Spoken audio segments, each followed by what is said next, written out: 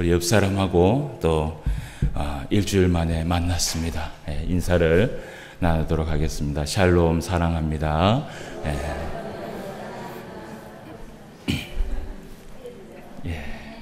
앞사람, 뒷사람 다 인사를 나누어야지 뒷사람한테 인사를 안 하면 섭섭해합니다. 자, 우리가 오늘 또 말씀을 함께 나누는 시간을 가지도록 하겠습니다. 사무엘상 말씀을 우리가 계속해서 말씀을 보고 있습니다. 오늘은 우리가 8장의 말씀을 가지고 말씀을 함께 나누어 보려고 하는데요. 지난 시간의 말씀을 기억을 하시는지 모르겠지만 제가 조금만 짚어서 기억을 조금 되살리도록 하겠습니다. 이 이스라엘 백성들이 블레셋이라는 이 나라의 전쟁에서 실패를 합니다.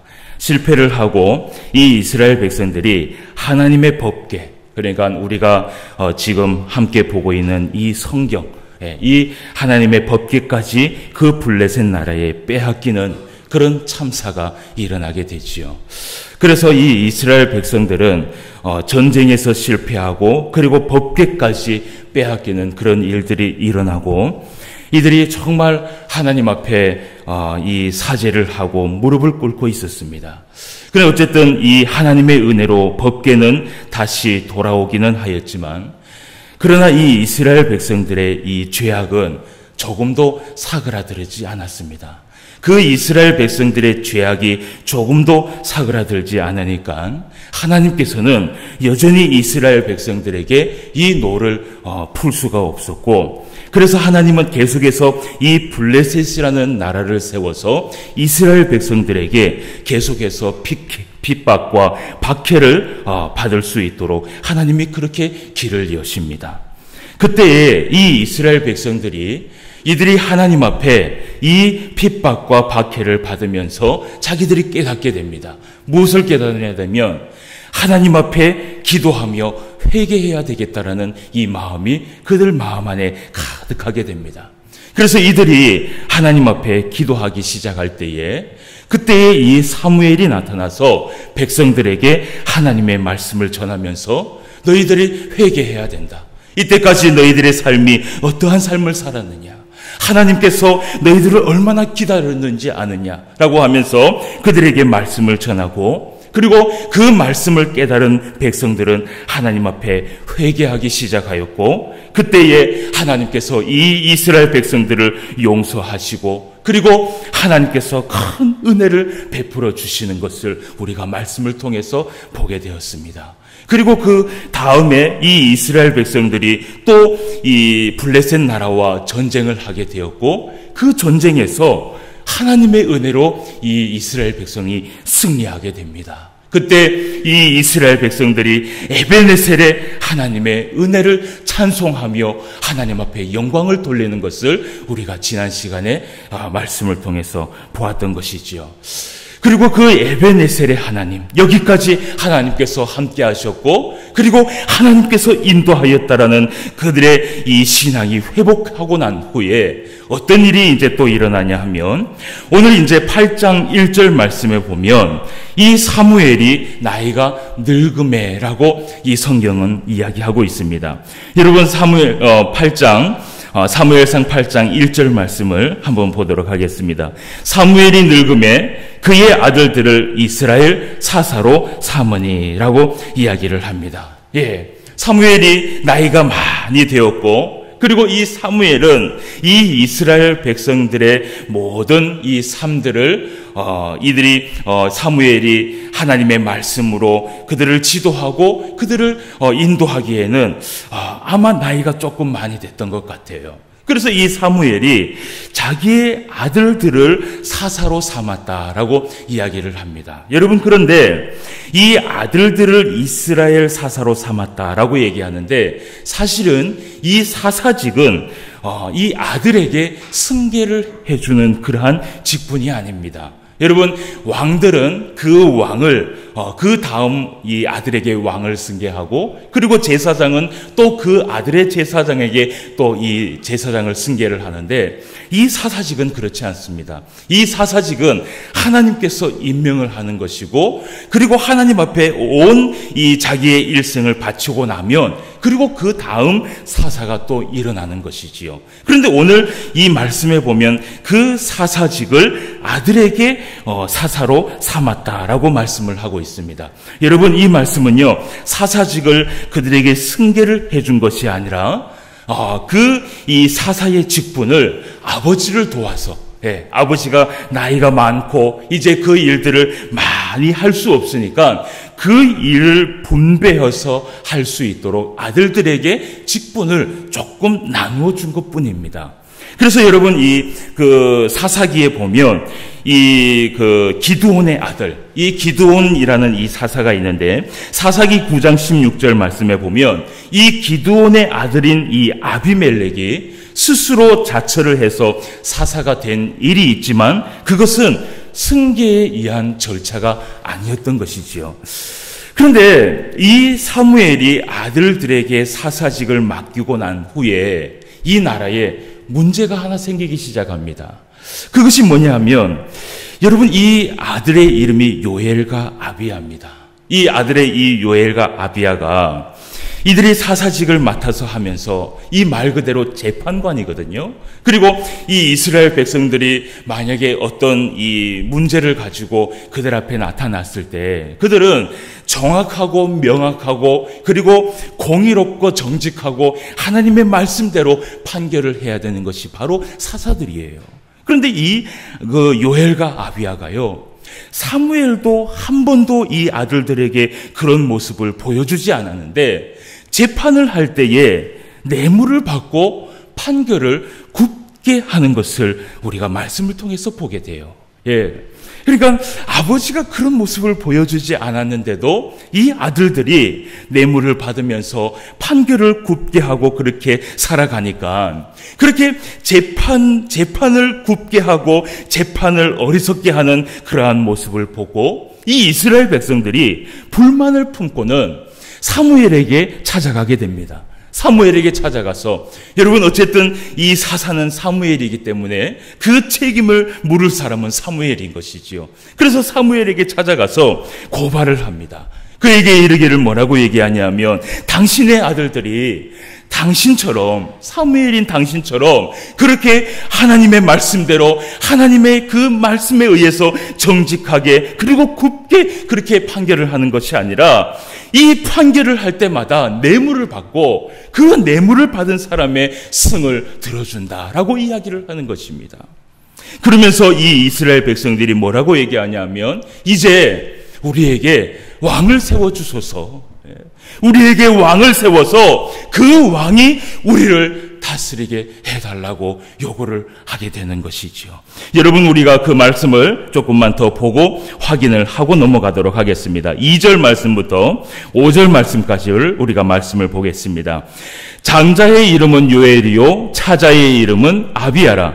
그들이 브엘세바에서 사사가 되니라. 그의 아들들이 자기 아버지의 행위를 따르지 아니하고 이익을 따라 뇌물을 받고 판결을 굽게 하니라. 이스라엘 모든 장로가 모여 라마에 있는 사무엘에게 나아가서 그에게 이르되, 보소서, 당신은 늙고 당신의 아들들은 당신의 행위를 따르지 아니하니 모든 나라와 같이 우리에게 왕을 세워 우리를 다스리게 하소서 한지라. 아멘. 이제 제가 이야기한 모든 것들이 이 말씀 안에 다 담겨 있습니다.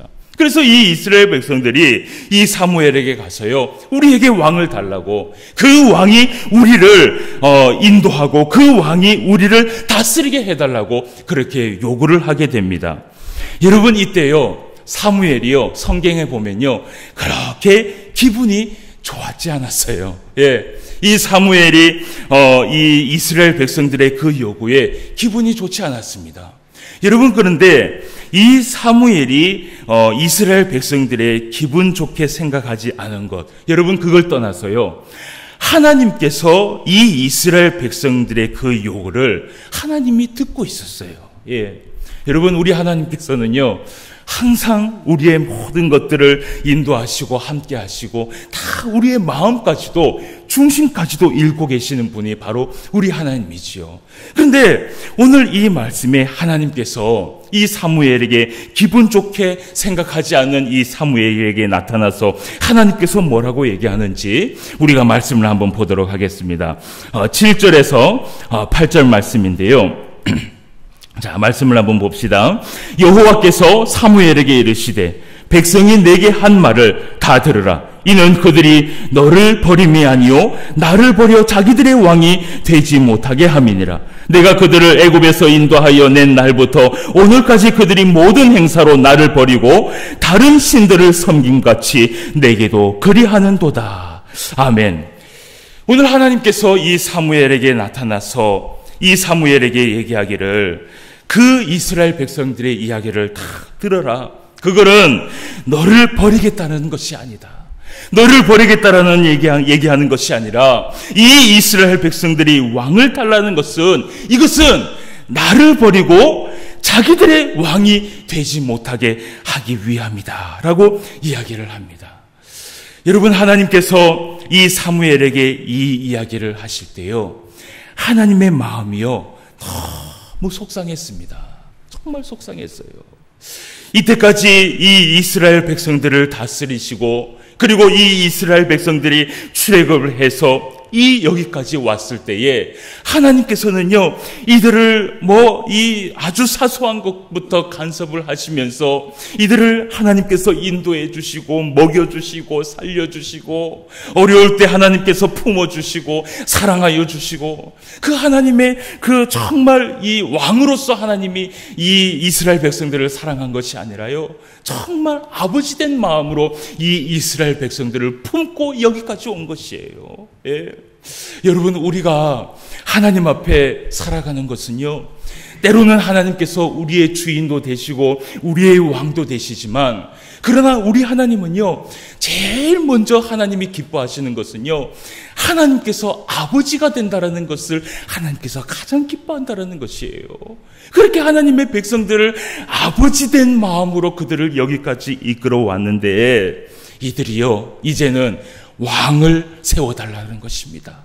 하나님의 그 왕이 싫다라는 것이에요.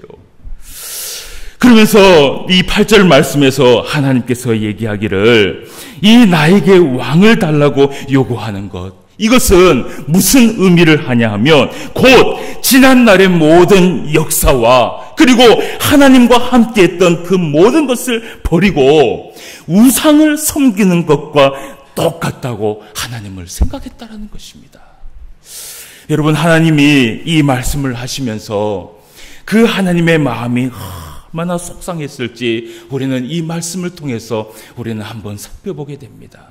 여러분, 만약에 지금까지 우리를 지켜주신 그 하나님이 지금까지도 하나님이 우리에게 은혜를 베풀어 주시고 우리에게 사랑을 품어주시고 함께하여 주신단 말입니다. 우리의 가정에 또 어떠한 문제가 있을 때마다 하나님은 우리의 가정을 살려주시고, 그리고 이 교회에 어떤 문제가 있을 때마다 그때마다 하나님은 또 이 교회에 은혜를 베풀어 주시고 사랑을 베풀어 주셨어요. 그런데 나중에 시간이 지나서 이제는 조금 살만하니까 하나님의 백성들이 뭐라고 얘기하냐면 이제는 우리의 왕을 바꿔주십시오. 우리의 주인을 바꿔주십시오. 라고 여러분 얘기한다면, 여러분 만약에 입장을 바꿔놓고 생각했을 때, 그 마음이 얼마나 섭섭하겠어요. 여러분, 제가 늘 말하는 것이 이 섭섭하지 말라고 제가 늘 이야기하는데, 여러분 성경에서요, 하나님께서 이렇게까지 자기의 속상함을 나타낸 것이요, 거의 없었습니다. 거의 없었어요.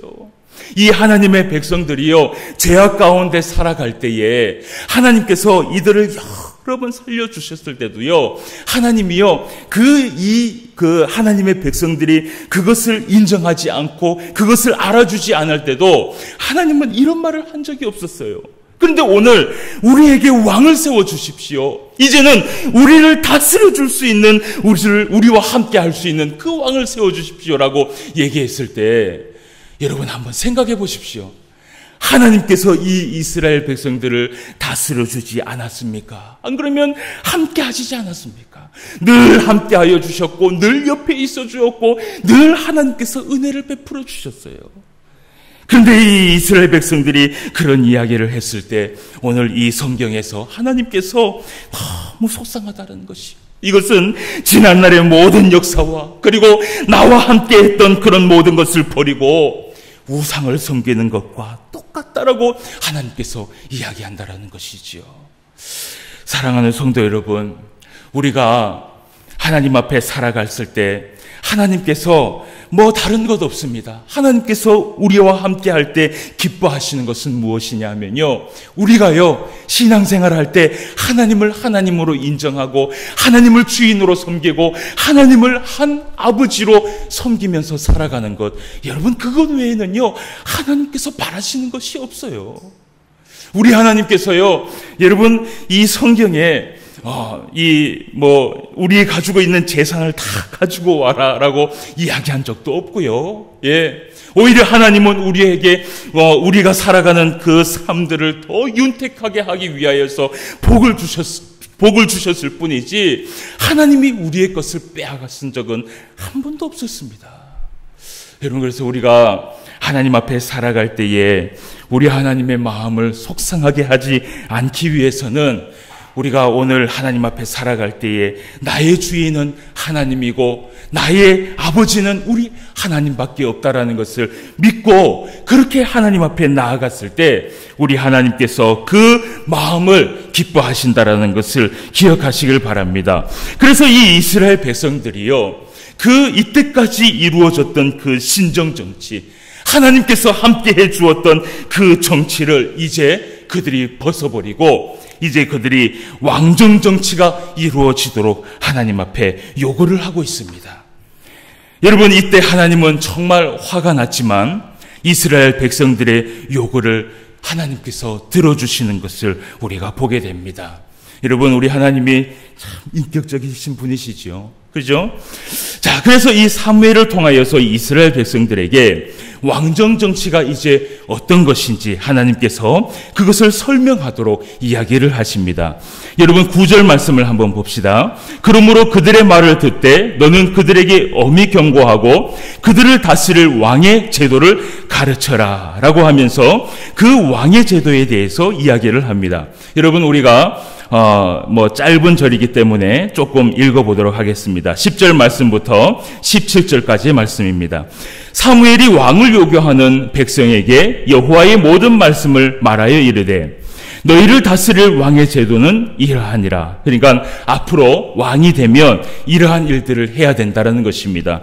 앞으로 왕이 나게 되면 너희를 다스릴 왕의 제도는 이러하니라. 그가 너희 아들들을 데려다가 그의 병거한 말을 어거하게 하리니 그들이 그 병거 앞에서 달릴 것이며 그가 또 너희 아들들을 1000부장과 50부장을 삼을 것이며 자기의 밭을 갈게 하고 자기 추수를 추수하게 할 것이며 자기 무기와 병거의 장비도 만들게 할 것이며 그가 또 너희의 딸들을 데려다가 향로 만드는 자와 요리하는 자와 떡 굽는 자로 삼을 것이며 그가 또 너희의 밭과 포도원과 감람원에서 제일 좋은 것을 가져다가 자기의 신하들에게 줄 것이며 그가 또 너희의 곡식과 포도원의 소산의 11조를 거두어 자기의 관리와 신하에게 줄 것이며 그가 또 너희의 노비와 가장 아름다운 소년과 나귀들을 끌어다가 자기 일을 시킬 것이며 너희의 양떼의 10분의 1을 거두어 가리니 너희가 그의 종이 될 것이라 라고 이야기를 합니다. 그러니까 이제 왕이 생기면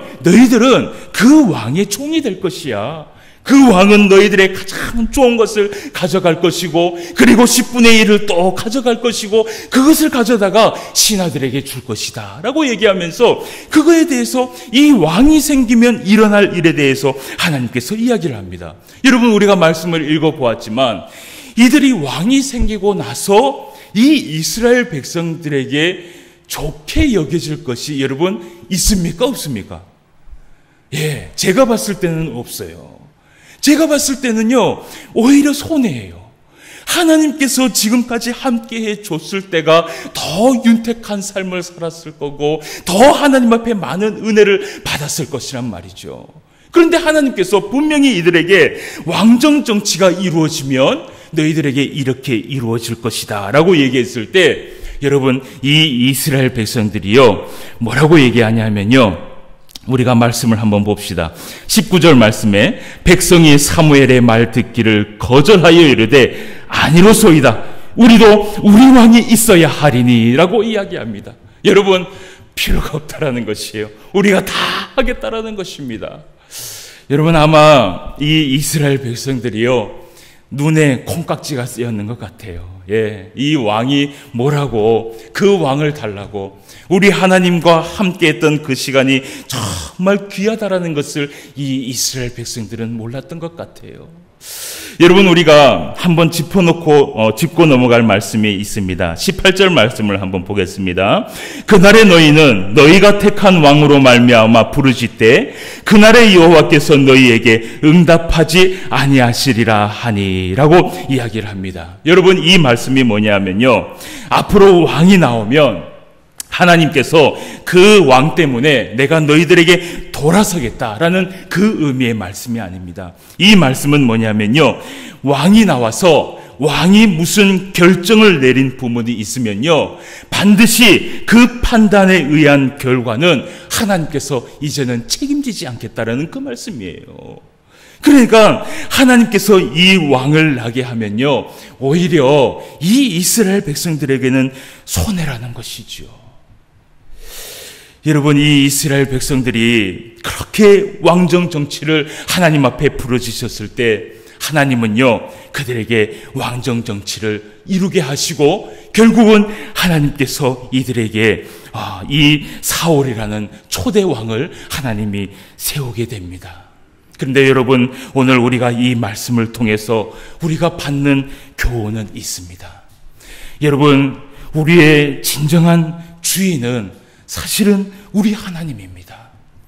여러분, 이 이스라엘 백성들이 이 하나님을 싫다 하면서 그 왕을 달라라고 했을 때는요, 여러분, 정말 이 이스라엘 백성들이 왕이 좋아서 왕을 달라고 한 것이 아니라 사실은 하나님에게 조금 벗어나고 싶었던 것입니다. 그런데 여러분, 그렇게 벗어나고 싶었던 그 짧은 생각으로 인하여서 이 이스라엘 백성들은요, 그 왕정 정치의 시작으로 인해서 하나님 앞에 받아야 할 그 복을 받지 못하는 것을 우리는 보게 됩니다. 사랑하는 성도 여러분, 저는 이 말씀을 통해서 여러분들에게 말씀드리고 싶은 것은, 여러분, 이 나라가 복을 받고 이 나라가 하나님 앞에 잘 되기 위해서는 우리 하나님께서 이 나라의 주인이 되셔야 합니다. 여러분, 그리고 이 교회가 복을 받고 이 교회가 은혜 가운데 성장하기 위해서는요, 우리 하나님께서 교회의 주인이 되시고 그리고 우리 하나님께서 이 교회를 직접 이끌어 가시도록 우리는 하나님께 모든 것을 맡겨야 합니다. 여러분, 우리 가정도 마찬가지입니다. 여러분, 우리 가정이 정말 하나님 앞에 복을 받고 하나님 앞에 충만한 은혜를 얻기 위해서는요, 여러분, 우리 가정의 가장 큰 아버지는 우리 하나님이 되어야 되고 우리 가정의 주인은 바로 우리 하나님이 되어야 되는 것입니다. 여러분, 하나님께서 오늘날 우리에게 요구하시는 것은 하나님을 우리의 주인으로 인정해 주길 원하신다라는 것이에요.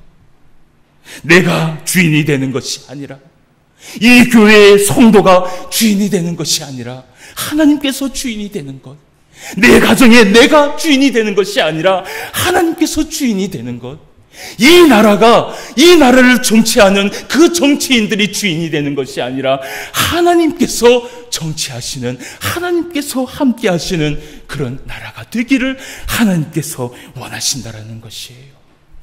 여러분, 이 나라가 하나님께서 주인이 되고 이 교회가 하나님이 주인이 되고 내 가정이 하나님이 주인이 되려면 여러분, 무엇이 되어야 하는지 아십니까?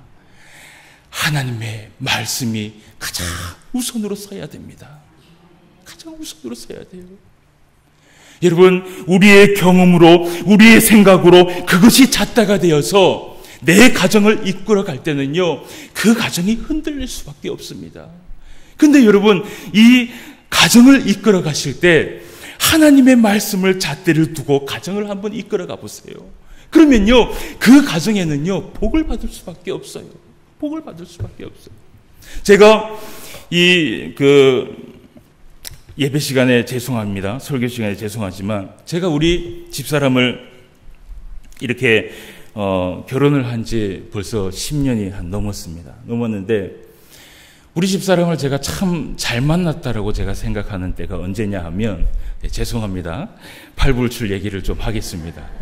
참 잘 만났고 참 결혼을 잘했다 생각하는 게, 평소에는 제가 모든 것이 다 밀립니다.